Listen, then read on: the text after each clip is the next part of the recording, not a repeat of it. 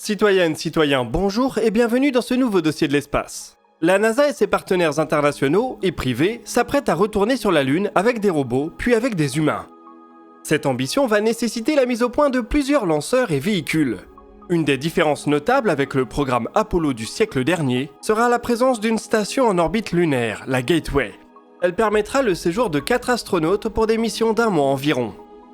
Avec Maxime, nous avons eu la chance de voir le premier module pressurisé de cette station en construction la semaine dernière.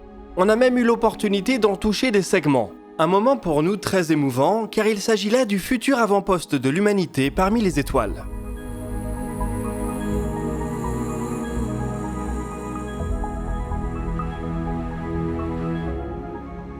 Assembler une station en orbite lunaire, ce n'est pas anodin.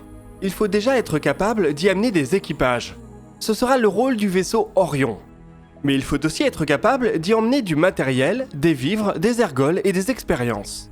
Orion pourra amener un peu de fret, mais tout comme avec l'ISS, la Gateway aura besoin de vaisseaux dédiés au cargo.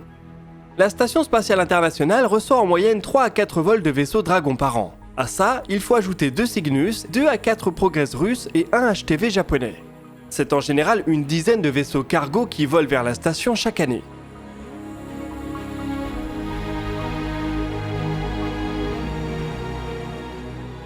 La Gateway aura des besoins moindres puisque son équipage est plus réduit et ne sera pas permanent.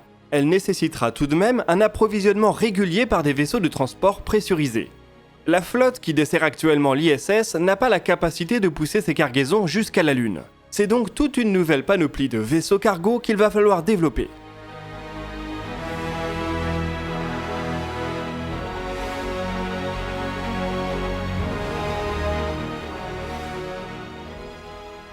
Le premier point à prendre en compte, c'est qu'il est beaucoup plus simple d'aller en orbite basse que de rejoindre l'orbite lunaire.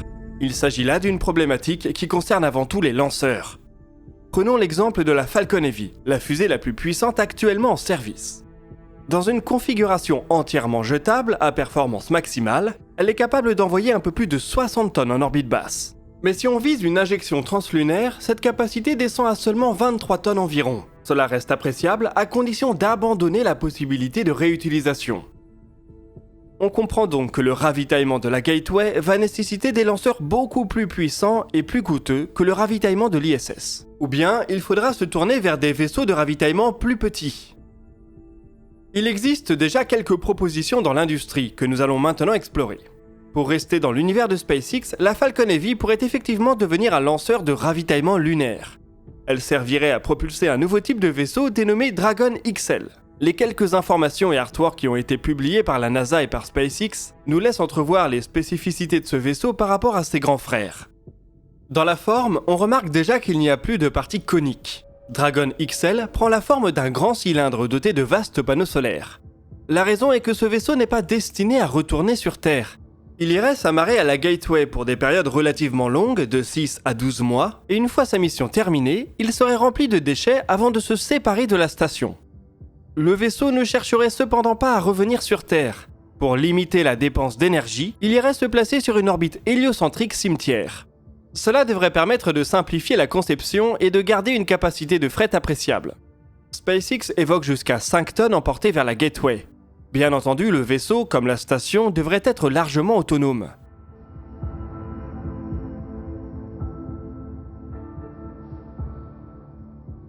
Pour limiter l'impact des radiations, la station ne sera pas occupée en permanence. Des équipages viendront y passer 30 à 40 jours, probablement pas plus d'1 à 2 fois par an. Le reste du temps, la Gateway et ses vaisseaux de support logistique devront garantir leur maintenance et mener quelques expériences de manière complètement autonome. La solution de SpaceX a été choisie par la NASA en mars 2020. Elle est la première à rentrer dans le Gateway Logistics Services Contract. Ce dernier garantit au moins 2 lancements pour chacun des acteurs qui seront sélectionnés dans une enveloppe totale pouvant monter jusqu'à 7 milliards de dollars sur 12 ans. Les lancements de Dragon XL sont pour le moment prévus en 2024 et 2026, mais il y a fort à parier que ces échéances prendront un peu de retard. La NASA souhaite utiliser ces vols pour emporter des outils et des instruments qui seront nécessaires à l'exploration de la surface lunaire. On peut se dire qu'il serait plus simple de les stocker directement dans le Starship HLS, mais passons.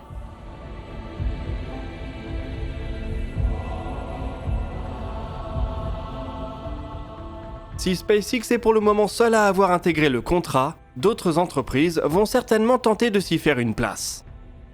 Le Cygnus de Northrop Grumman est déjà un peu dans la partie puisque c'est lui qui sert de base au module Halo de la Gateway. Une version dédiée au transport lunaire pourrait avoir du sens, à condition de trouver un lanceur capable de l'accommoder.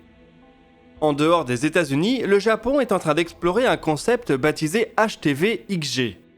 Comme son nom l'indique, il s'appuierait sur le design de l'HTV et de son successeur l'HTV-X, qui sont pensés pour l'orbite basse.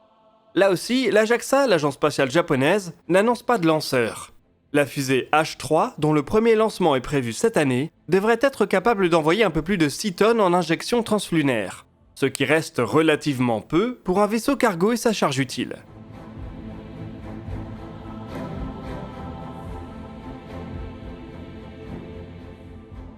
L'ESA enfin a confié à Airbus et Ariane Group une étude sur un concept dénommé CLTV ou Moon Cruiser.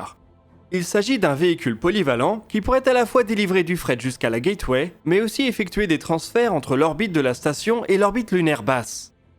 On connaît peu de détails à son sujet pour le moment. Il pourrait être lancé par Ariane 6 et devrait emporter jusqu'à 4,5 tonnes de fret. Les propositions japonaises et européennes ne s'intégreront pas au contrat de la NASA, qui est réservé à des entreprises américaines.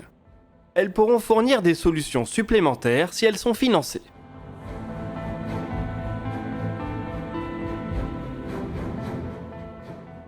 Comme elle l'a fait avec COTS, la NASA pourrait toutefois utiliser ce contrat pour faire émerger de nouveaux géants du spatial. À l'époque, c'est ce qui avait entre autres permis à SpaceX de se développer pour devenir le géant qu'il est aujourd'hui. On peut ainsi supposer que d'autres startups s'appuient sur le Gateway Logistics Services Contract pour faire de même. Une de ces entreprises pourrait être Atomos. On vous en a parlé voilà quelques semaines, il s'agit d'une startup qui travaille sur un concept de remorqueur spatial nucléaire. Sur son site web, elle spécifie justement viser le contrat de logistique lunaire de la NASA pour une participation future via son véhicule OTV. La solution d'Atomos serait cependant un peu différente et résoudrait en partie le problème des lanceurs. Avec sa propulsion nucléaire, l'OTV n'est pas pensé pour des voyages uniques. Ce type de véhicule serait capable d'opérer pendant plusieurs décennies à la manière d'un sous-marin nucléaire. Il devrait cependant régulièrement refaire le plein de gaz de propulsion. On peut ainsi imaginer un unique lancement pour un OTV, suivi de plusieurs petits lancements pour amener du ravitaillement pour le véhicule et des charges utiles à transporter jusqu'à la Gateway. Contrairement à la solution de SpaceX, il n'y aurait pas besoin de reconstruire un nouveau vaisseau cargo à chaque mission de ravitaillement. La NASA semble retrouver un certain appétit pour la propulsion nucléaire ces dernières années. S'il devient possible de régler les problèmes liés à la sécurité nucléaire, cela pourrait former une bonne solution. À voir si cela est possible d'ici la fin de vie de la Gateway. Parmi les acteurs un peu plus gros, on sait que Boeing, Northrop Grumman et Sierra Space ont déjà soumis des propositions qui n'ont pas été détaillées. On peut tout de même partager ce tableau qui résume ce que l'agence spatiale a pensé des différentes architectures. La solution de Boeing, jugée la plus mauvaise, a été définitivement écartée. Les deux autres pourraient encore avoir une chance d'intégrer le contrat. La NASA va probablement faire de nouvelles annonces assez prochainement concernant ce contrat. Le développement d'un véhicule dédié au transport lunaire risque de prendre du temps. Si l'agence spatiale américaine souhaite disposer de plusieurs options assez rapidement après la mise en service de la Gateway, il ne faut pas trop traîner. Elle pourrait aussi décider de ne se reposer que sur SpaceX, mais ce serait donner un poids très important à un unique acteur. SpaceX est déjà seul sur le contrat HLS pour descendre des équipages sur la Lune, et sa fusée Falcon Heavy devrait largement servir à supporter l'effort lunaire.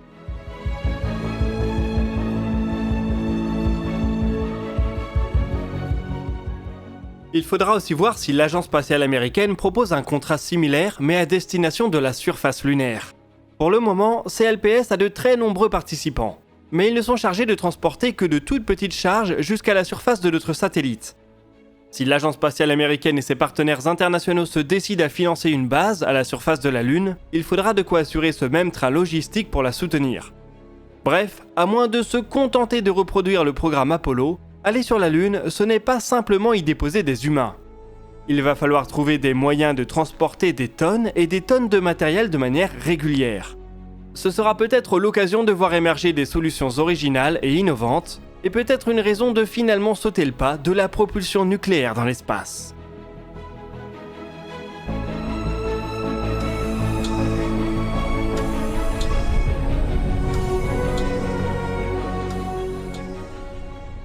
Nous voici en tout cas arrivés au bout de cette vidéo. Je vous invite à partager vos remarques et vos questions dans les commentaires. Nous répondrons à certaines d'entre elles dans la vidéo qui sortira ce dimanche à 18h. Vous pouvez consulter la description pour retrouver des liens vers nos sources, nos réseaux sociaux et nos podcasts. Nous, on se donne rendez-vous dans 3 jours pour l'espace commentaires, et d'ici là, citoyennes, citoyens, portez-vous bien.